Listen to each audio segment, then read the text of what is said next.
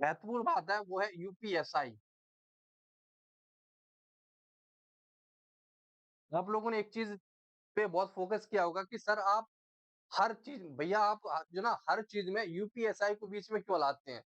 UPSI को बीच में लाने का मेरा एक ही काम है कि इस बार जो टारगेट है उसको अचीव करवाना है। क्या? उसको अचीव करवाना है, या बोले अचीव करना है अच्छे तरीके से। और अचीव हम कब कर पाएंगे? जब हम इसके इसके जो की सब्जेक्ट हैं, क्या जो इसके की सब्जेक्ट हैं उन पर हमारी उन पर हमारी अच्छी पकड़ होगी। क्या उन पर हमारी अच्छी पकड़ होगी? तभी हम इसको अचीव कर पाएंगे। समझ रहे हैं? तो की सब्जेक्ट है कौन से? पहले तो हमें यही पता होना चाहिए कि हमारे की सब्जेक्ट है कौन से। आप सभी लोगों को पता है कि यूपीएसआई में कुल कितने क्वेश्चंस आते हैं? तो 160 प्रश्न आते हैं। कितने? 160 क्वेश्चंस आते हैं, जो आपके 2.5 अंक प्रत्येक क्वेश्चन होता है। क्या? 2.5 का प्रत्येक प्रत्येक क्वेश्चन होता है। और हर एक सेक्शन प्रत्येक सेक्शन से 40-40 क्वेश्चन आते हैं। क्या? 40-40 क्वेश्चन आते हैं। क्या? 40-40 क्वेश्चन आते हैं। इस तरीके से प्रत्येक सेक्शन आपका 100 अंक का होता है। क्या? प्रत्येक सेक्शन आपका 100 अंक का होता है। अब बात करते हैं की सब्जेक्ट की। तो आप सभी को पता है हिंदी।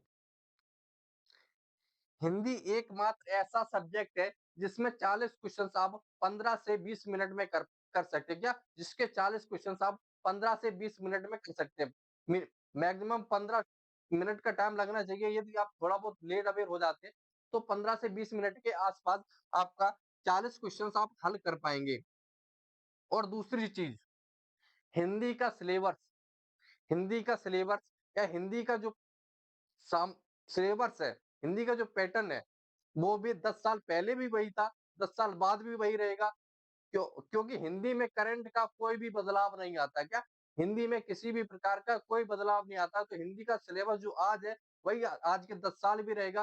हिंदी इसीलिए हमें हिंदी अच्छे से पढ़नी है। हिंदी में कोई बदलाव नहीं है। और हिंदी हमारा एक ऐसा की सब्जेक्ट है जो हमें यूपीएसआई में डबल स्टार, यूपी पुलिस में डबल स्टार या दरोगा की भर्ती में हमें सिलेक्शन दिला सकता है। क्या? दरोगा की भर्ती में हमें सिलेक्शन दिला सकता है। तो पहला की सब्जेक्ट हमारा क्या हुआ? वो हुआ हिंदी। और हिंदी में आप आराम से 38 प्लस का स्कोर कर पाएंगे। क्या? हिंदी में आप आराम से 38 प्लस का स्कोर कर पाएंगे। उसके बाद आता है आपका पॉलिटी।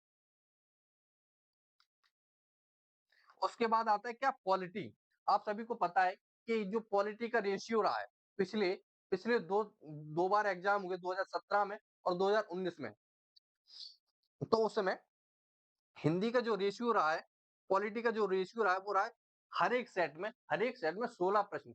हर एक सेट में 16 क्वेश्चंस का रेशियो रहा है। अगर बात करें जीएस में कितने प्रश्न आते हैं? 40।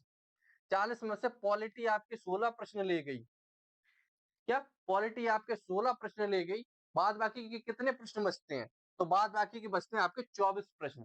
कितने बचते हैं? 24 प्रश्न। 24 प्रश्न में आपके यहाँ बचती है मूल विधि। मूल विधि भी 8 प्रश्न ले गई।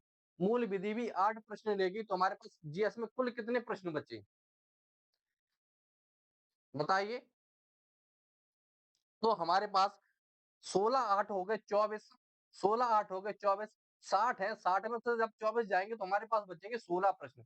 16 प्रश्न के लिए हमें कितने सब्जेक्ट पढ़ने हैं? हिस्ट्री भी पढ़नी है, ज्योग्राफी भी पढ़नी है, करंट भी पढ़नी है, यूपी स्पेशल भी पढ़नी है, इकोनॉमिक भी पढ़नी है, आर्ट एंड कल्चर भी पढ़ना है। और बहुत सारी चीजें पढ़नी है। कितने? 16 प्रश्न के लिए। लेकिन अगर वही 24 प्रश्न की बात करें तो 24 प्रश्न के लिए हमें सिर्फ केवल दो चीजें पढ़नी है, मूल विधि और पॉलिटी। तो इसलिए पॉलिटी की जो क्लासेस चल रही है ना अभी, उनको बड़े अच्छे से ध्यान से पढ़िएगा। क्योंकि उसमें जो पॉलिटी है वो जीरो से लेकर एडवांस लेवल तक कराई जा रही है। क्या? जीरो से लेकर एडवांस लेवल तक कराई जा रही है। तो आपके पास जो जो की सब्जेक्ट बच्चे वो क्या कौन कौन से हैं? पहला हो गया हिंदी, दूसरा हो गया पॉलिटी, तीसरा हो गया आपका मूल विधि। क्या हो गया तीसरा? मूल विधि। जिसमें आपके 8 प्रश्न बनने वाले हैं। उसके बाद जो चौथा की सब्जेक्ट है वो है आपका रीजनिंग। क्या है? रीजनिंग। रीजनिंग भी मैथ की तुलना में रीजनिंग आसान है।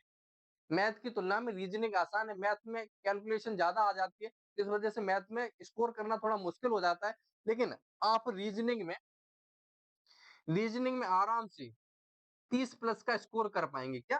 30 प्लस का स्कोर रीजनिंग में आराम से कर लेंगे, 30 प्लस का स्कोर आप रीजनिंग में कर लेंगे, बाद में जो क्वेश्चन्स बचते हैं आपके, वो आप मैथ में ले जा सकते हैं। वो आप मैथ में ले जा सकते हैं।